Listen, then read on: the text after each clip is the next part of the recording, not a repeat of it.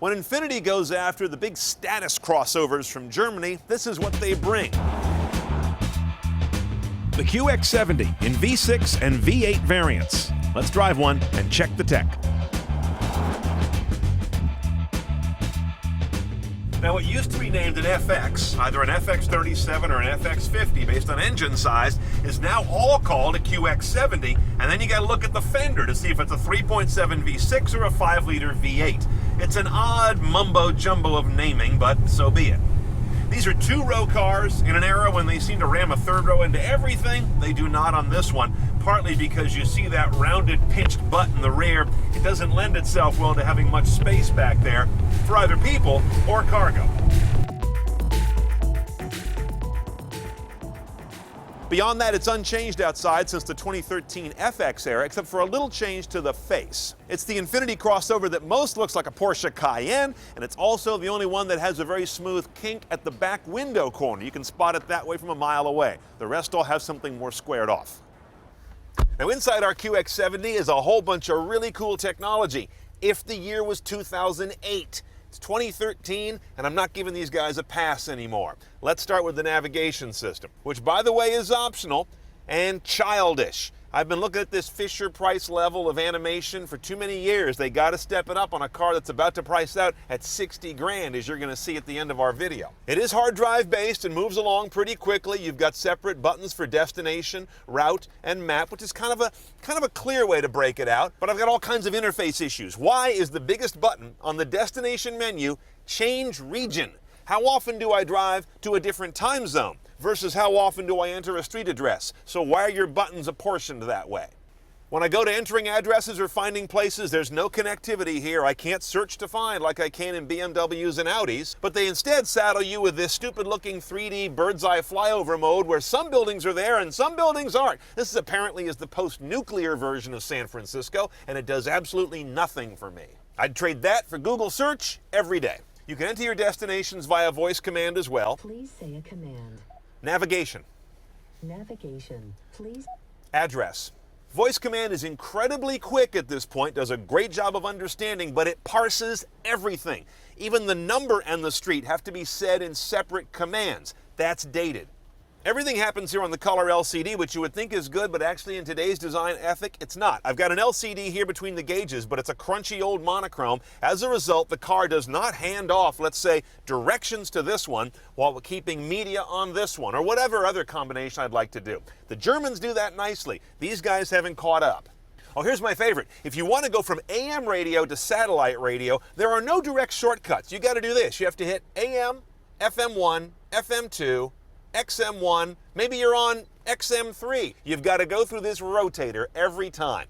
They must hate their customers. And once you do settle on the radio band you want, the RDS information is handled horribly. No matter what station I go to, I get this weird mix of the full RDS information at the bottom and then a truncated version that does nothing but waste real estate up here. And worst of all, the largest thing on the whole screen is a graphic of a portable shortwave radio. Couldn't you have used that for information and not something that doesn't make sense in the car?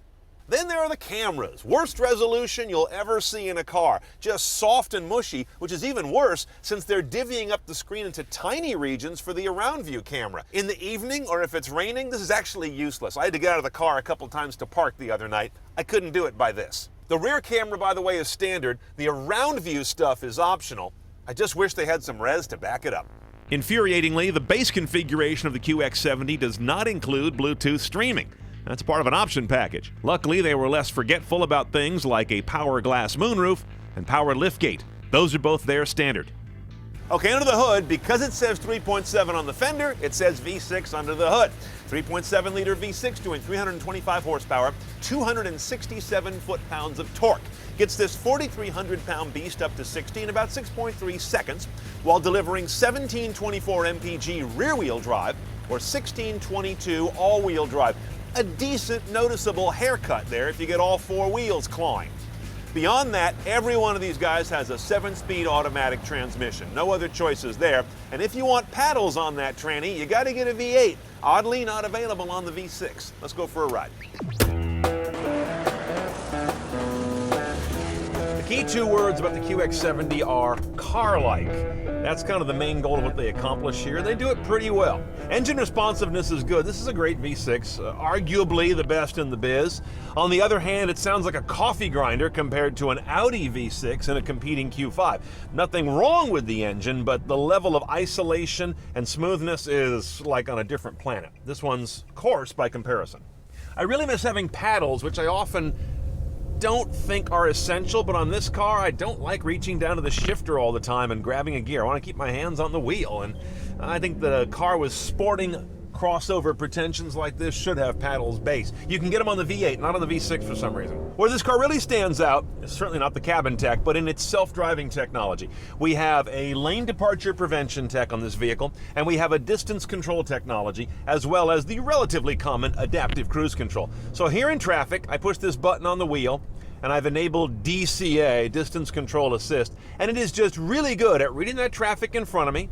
I do not need to get on the brake pedal, and it very intelligently hits the brakes. It does it like I would do it. Not too late, not too soon, not too hard, not too little. It's a really well-finessed system. A little less so is the lane departure technology, which, because this car does not have a pure electric steering mechanism, it has to use yaw braking to bring you back in from the lane drift. So the brakes on the opposite side of the drift are engaged by the car's computer to just yaw you back into line. I say that that's less satisfying because that's kind of a clunky way to move a car. It's better and more elegant to use the steering rack. When you yaw brake a car, you're obviously putting drag on the vehicle, which is not good for its momentum, let alone its efficiency. Finally, the ride quality is quite good on this guy.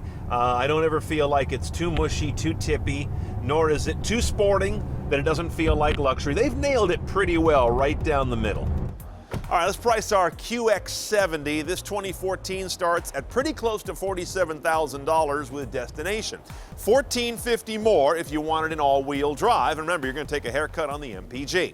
Premium package gets you nav, around view cameras, Bluetooth streaming, chintzy enough. That's a steep $4,300. The technology package brings you almost all the self-driving technology, $2,950. And if you want that, you have to take something called Deluxe Touring, which is a bunch of mostly seat upgrades for another $3,300. All in CNET style, you're pushing $59,000. Okay, when you drive one, here's how you should check the tech. Notice the great car-like handling and wonderful Nissan Infiniti V6. And overall, the interior quality is really quite nice. On the negatives, though, look at that technology interface. It's really dated. Lack of paddle shifters on the V6. I have no idea why. Notice those cameras. They're basically video mush. And the QX70 has limited cargo room and, of course, not available with even a dinky third row. So you buy one of these because you like a car, but you just barely need an SUV.